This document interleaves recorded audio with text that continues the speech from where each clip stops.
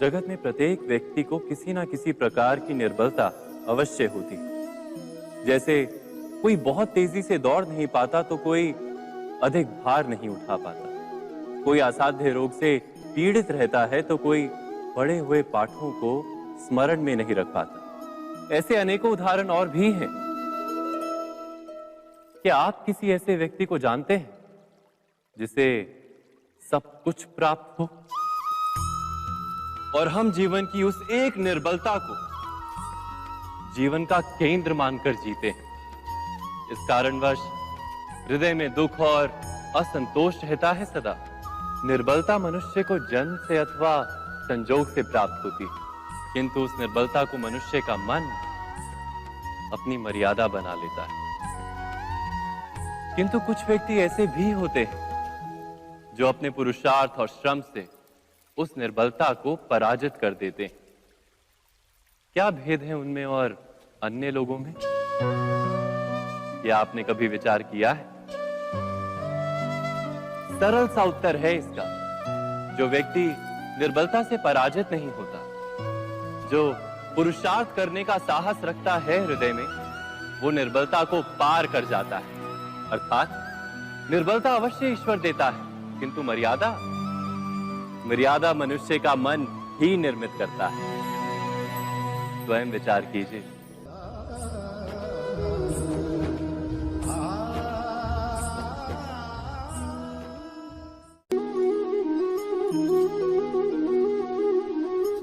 भविष्य का दूसरा नाम है संघर्ष। हृदय में आज इच्छा होती है और यदि पूर्ण नहीं हो पाती तो हृदय भविष्य की योजना बनाता है। भविष्य में इच्छा पूर्ण होगी ऐसी कल्पना करता रहता है, किंतु जीवन ना तो भविष्य में है ना अतीत में।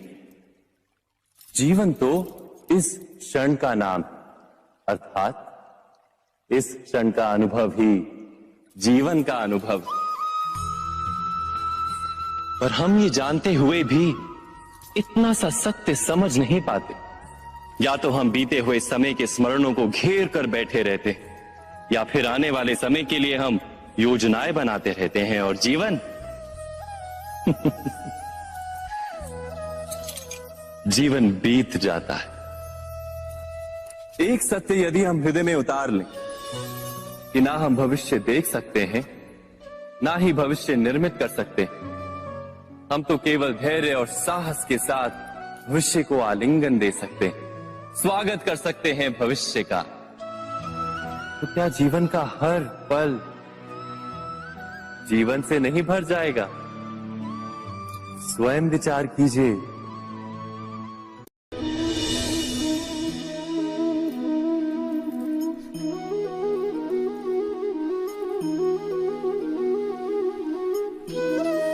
ज्ञान प्राप्ति सदा ही समर्पण से होती है, ये हम सब जानते हैं।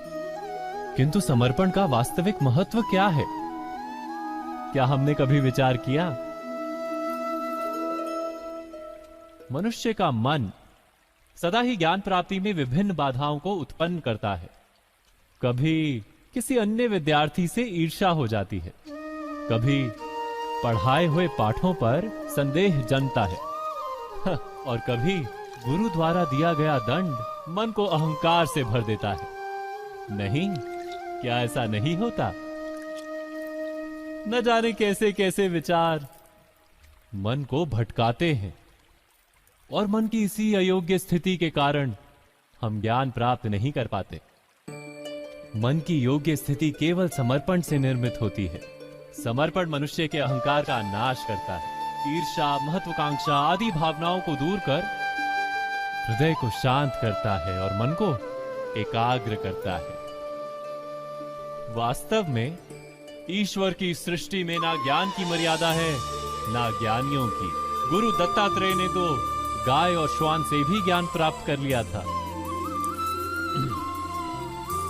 अर्थात विषय ब्रह्म ज्ञान का हो या जीवन के ज्ञान का या गुरुकुल में प्राप्त होने वाले ज्ञान का, उसकी प्राप्ति के लिए गुरु से अधिक महत्व है उस गुरु के प्रति हमारा समर्पण।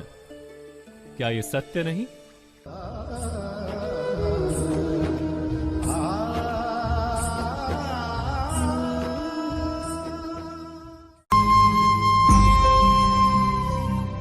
प्रत्येक मनुष्य के जीवन में ऐसा क्षण अवश्य आता है जब सारे स्वप्न, सारी आशाएं, सारे दृश्य ध्वस्त हो जाते हैं। जीवन के सारे आयोजन ही बिखर जाते हैं।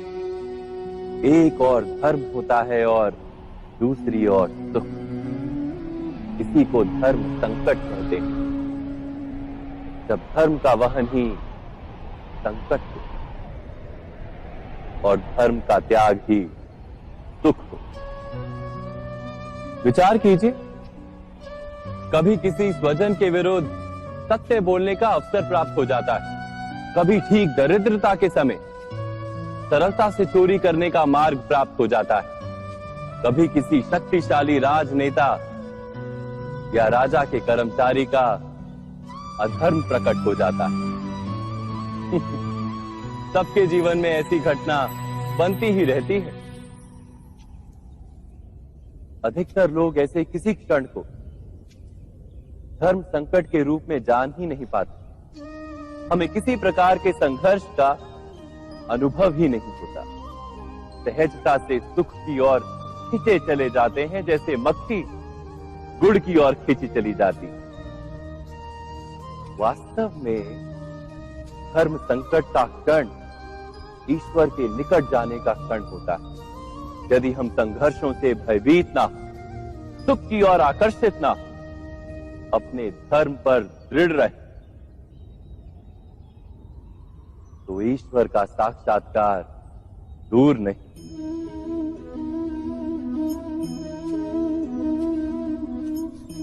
पवन से युद्ध करने वाला पत्ता यदि पेड़ से गिरता है तो भी आकाश की ओर उठता है। पवन से झुकने वाली घास वहीं भूमि पर रह जाती। अर्थात धर्म संकट से यदि हम संकट को ही टाल दें तो सुख तो मिलता है, जीवन बढ़ता है, किंतु क्या चरित्र नहीं टूटता? क्या आत्मा दरिद्र नहीं हो जाती? क्या ईश्वर से अंतर नहीं हो जाता? स्वयं विचार कीजिए। दो व्यक्ति जब निकट आते हैं तो एक दूसरे के लिए सीमाएं और मर्यादाएं निर्मित करने का प्रयत्न अवश्य करते हैं। हम यदि सारे संबंधों पर विचार करें तो देखेंगे कि इन सारे संबंधों का आधार यही सीमाएं हैं जो हम दूसरों के लिए निर्मित करते हैं। और यदि अनजाने में भी कोई अन्य व्यक्ति इन सीमाओं को तोड़ता है तो उसी क्षण हमारा हृदय क्रोध से भर जाता है।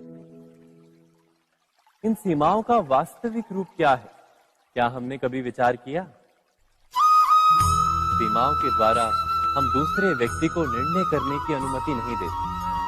अपना निर्णय उस व्यक्ति पर थोपते, अर्थात किसी की स्वतंत्रता का अस्वीकार करते हैं। और जब स्वतंत्रता का अस्वीकार किया जाता है तो उसका हृदय दुख से भर जाता है। और जब वो सीमाओं को तोड़ता है तो हमारा हृदय क्रोध से भर जाता है। क्या ऐसा नहीं होता?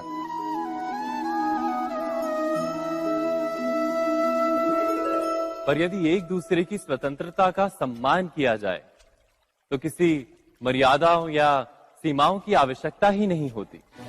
अर्थात जिस प्रकार स्वीकार किसी संबंध का देह है, क्या वैसे ही स्वतंत्रता किसी संबंध की आत्मा नहीं? स्वयं विचार कीजिए। सबके जीवन में ऐसा प्रसंग अवश्य आता है कि सत्य कहने का निश्चय होता है हृदय में, किंतु मुख से सत्य निकल नहीं पाता। कोई भय मन को घेर लेता है। किसी घटना अथवा प्रसंग के बारे में बात करना या फिर स्वयं से कोई भूल हो जाए उसके बारे में कुछ बोलना, क्या ये सत्य है? नहीं, ये तो केवल तथ्य है। अर्थात जैसा हुआ था वैसा केवल बोल देना सामान्य सी बात। किंतु कभी कभी उस तथ्य को बोलते हुए भी भय लगता है। कदाचित किसी दूसरे की भावनाओं का विचार आता है मन। दूसरे को दुख होगा ये भय भी शब्दों को रोकता है। तो ये सत्य क्या है? क्या हमने कभी विचार किया है? जब भय रहते हुए भी कोई तथ्य बोलता है तो वो सत्य कहलाता है। वास्तव में सत्य कुछ और नहीं, केवल निर्भयता का दूसरा नाम है। और निर्भय होने का कोई समय नहीं होता, क्योंकि निर्भयता आत्मा का स्वभाव है। अर्थात क्या प्रत्येक क्षण सत्य बोलने का क्षण नहीं होता?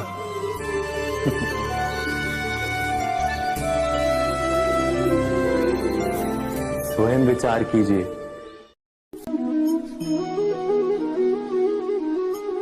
श्रेष्ठता का क्या अर्थ है?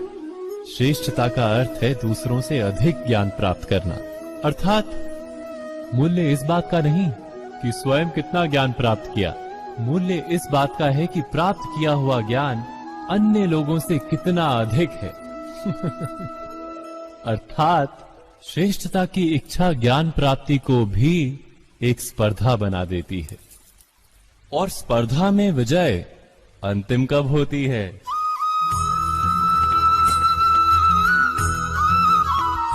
कुछ समय के लिए तो श्रेष्ठ बना जा सकता है, किंतु सदा के लिए कोई श्रेष्ठ नहीं रह पाता। फिर वही असंतोष, पीड़ा और संघर्ष जन्म लेता है। किंतु श्रेष्ठ बनने के बदले यदि उत्तम बनने का प्रयत्न करें तो क्या होगा? उत्तम का अर्थ है कि जितना प्राप्त करने योग्य है वो सब प्राप्त करना, किसी से अधिक पाने की इच्छा से नहीं, मात्र आत्मा की तृप्ति हेतु कुछ प्राप्त करना। उत्तम के मार्ग पर किसी अन्य से स्पर्धा नहीं होती, स्वयं अपने आप से स्पर्धा होती है। अर्थात उत्तम बनने का प्रयत्न करने वाले को देर अबेर सारा ज्ञान प्राप्त हो जाता है। बिना प्रयत्न के ही वो श्रेष्ठ बन जाता है। किंतु जो श्रेष्ठ बनने का प्रयत्न करता है वो श्रेष्ठ बने या ना बने, उत्तम कभी नहीं बन पाता।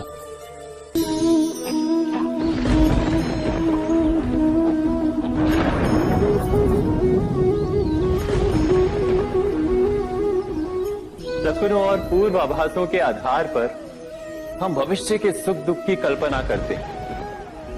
भविष्य के दुख का कारण दूर करने के लिए हम आज योजना बनाते हैं। किंतु कल के संकट को आज निर्मूल करने से हमें लाभ मिलता है या हानि पहुंचती है, ये प्रश्न हम कभी नहीं करते। सत्य तो ये है कि संकट और उसका निवारण साथ जन से, व्यक्ति के लिए भी और सृष्टि के लिए भी। नहीं, आप अपने भूतकाल का स्मरण कीजिए, इतिहास को देखिए, आप तुरंत ही ये जान पाएंगे कि जब जब संकट आता है तब तब उसका निवारण करने वाली शक्ति भी जन्म लेती है। यही तो जगत का चलन है। वस्तुतः संकट ही शक्ति के जन्म का कारण है। प्रत्येक व्यक्ति जब संकट से निकलता है तो एक पद आगे बढ़ा होता है, अधिक चमकता है, आत्मविश्वास से अधिक भरा होता है, न केवल अपने लिए अपितु विश्व के लिए भी। क्या ये सत्य नहीं?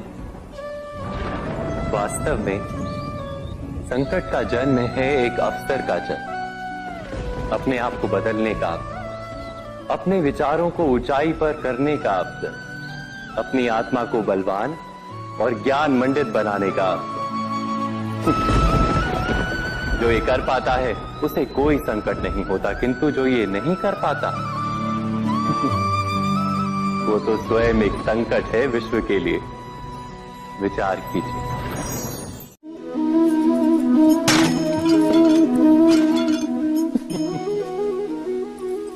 कभी कभी कोई घटना मनुष्य के जीवन की सारी योजनाओं को तोड़ देती और मनुष्य उस आघात को अपने जीवन का केंद्र मान लेता। पर क्या भविष्य मनुष्य की योजनाओं के आधार पर निर्मित होते हैं? नहीं। जिस प्रकार किसी ऊंचे पर्वत पर सर्वप्रथम चढ़ने वाला उस पर्वत की तलाई में बैठकर जो योजना बनाता है, क्या वही योजना उसे उस पर्वत की चोटी तक पहुंचाती है? नहीं। वास्तव में वो जैसे जैसे ऊपर चढ़ता है वैसे वैसे उसे नई नई चुनौतियां, नई नई विडंबनाएं, नए नए अवरोध मिलते हैं। प्रत्येक पद पर वो अपने अगले पद का निर्णय करता है। प्रत्येक पद पर उसे अपनी योजनाओं को बदलना पड़ता है। कहीं पुरानी योजना उसे खाई में ना ढकेल दे। वो पर्वत को अपने योग्य नहीं बना पाता, केवल स्वयं को पर्वत के योग्य बना सकता है। क्या जीवन के साथ भी ऐसा ही नहीं? जब मनुष्य जीवन में किसी एक चुनौती को, एक अवरोध को अपने जीवन का केंद्र मान लेता है, अपने जीवन की गति को ही रोक देता है, तो वो अपने जीवन में सफल नहीं बन पाता और ना ही सुख और शांति प्राप्त कर पाता। अर्थात जीवन को अपने योग्य बनाने के बदले स्वयं अपने को जीवन के योग्य बनाना ही सफलता और सुख का एकमात्र मार्ग नहीं। स्वयं विचार कीजिए।